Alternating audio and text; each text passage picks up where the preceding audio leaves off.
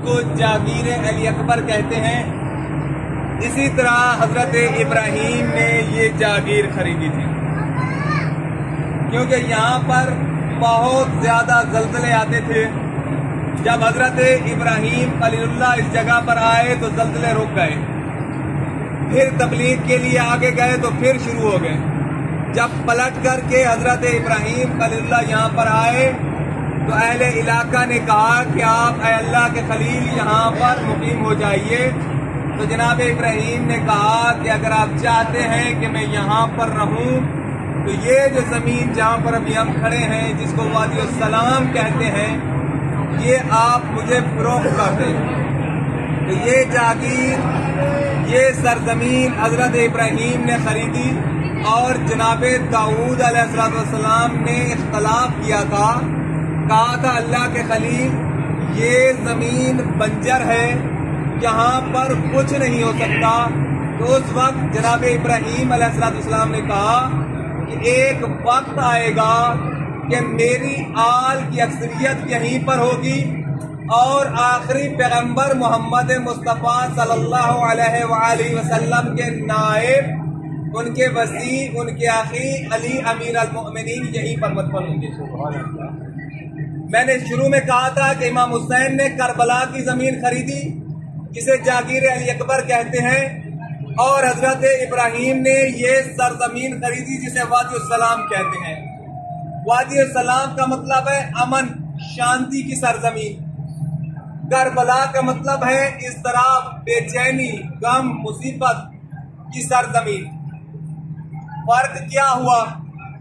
ये अमन की सरजमीन, वो मुसीबतों की सरजमीन। ये अमन की सरजमीन इसलिए खरीदी गई कि यहाँ पर मेरी आल की अक्सरियत दफन होगी।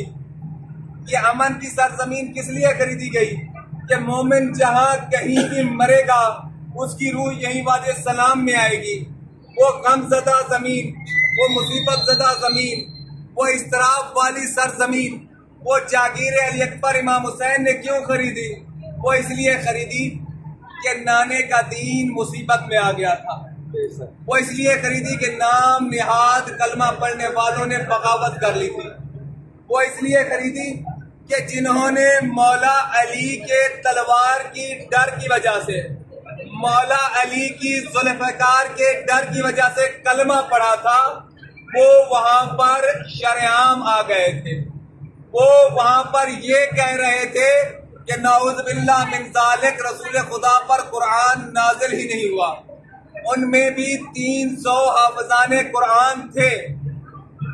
वो ये कह रहे थे कि इमाम हुसैन को कत्ल कीजिए। क्यों? क्योंकि हमारी नमाज कज़ा हो रही है। ऐसी नमाजें मुंह पर मार दी जाएगी जिसके दिल में बुग़्ज़े अहले बैत होगा, जिसके दिल में असहाबे रसूलुल्लाह, अहले बैत अलैहिस्सलाम, आले रसूलुल्लाह या नबी की बेटी का बुग़्ज़ होगा। उनकी इबादतें उनके मुंह पर मार दी जाएगी। दुआ है रब्बुल इज़्ज़त से कि हमें ये सरजमीन इब्राहीम और सरजमीन इमाम हुसैन से मार्फत हासिल करने की तौफीक अता फरमाए। यहाँ पर 70,000 नबी दफन है। इस सरजमीन पर 1.25 लाख कुल अंबिया है। उनमें से 70,000 नबी इस सरजमीन पे आए कि ये कौम इतनी बिगड़ी हुई थी।